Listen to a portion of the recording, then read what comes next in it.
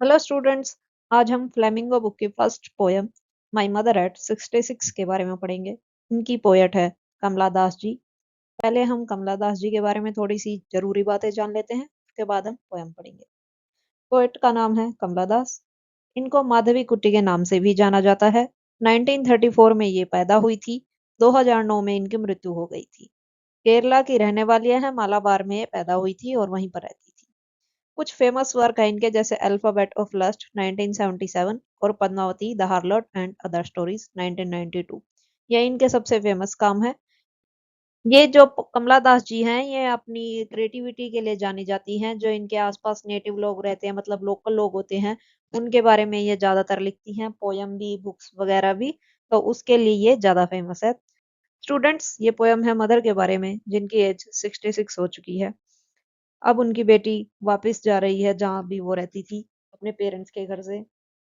तो ये रास्ते में अपनी मदर को देखती है, वो कैसे साइड में बैठी हुई है, और उसके बारे में पोएम है। ये पोएम मेनली ये चीज दर्शाती है कि जब हम अपने माता पिता को देखते हैं और उनके बूढ़े होते हुआ फेस देखते हैं, तो हमें डर लगता है कहीं ये हमें छोड़ कर ना चले जाएं।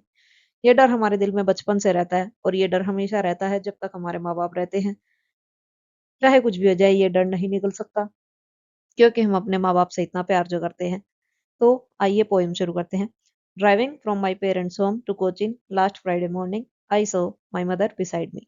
पिछले शुक्रवार की सुबह, जब मैं अपने पेरेंट्स के घर से ड्राइविंग करते हुए आ रही थी कोचिन से, कोचिन में रहते हैं इनके पेरेंट्स, मैंने अपनी माँ को देखा जो मेरे बगल में बैठी हुई थी। Dozed open mouthed, her face ashen like that of a COX.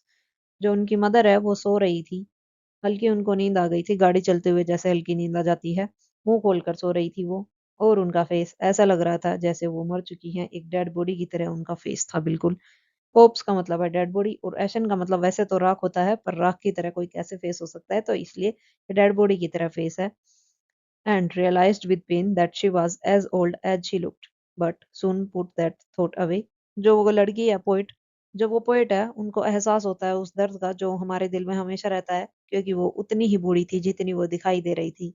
उनके दिल में वो डर फिर से आने लगा कि कहीं मेरे माँ बाप मुझे छोड़कर ना चले जाएं। इस विचार को उसने दूर रखा and looked out at young trees sprinting. Sprinting का मतलब है रनिंग, शॉर्ट फास्ट रेस। मतलब कि जब वो बाहर देखती हैं, जो पेड़ थे वो पीछे की तरफ भाग रहे थे। वैसे पेड़ आगे की तरफ जाते हैं, पर गाड़ी चला रही थी तो वैसा लग रहा था कि पेड़ पीछे की तरफ भाग रहे हैं। The Mary children spilling out of their homes. जो छोटे बच्चे हैं वो अपने घरों से बाहर निकल कर खेल रहे थे। But after the airport security check, standing a few yards away, I look again at her.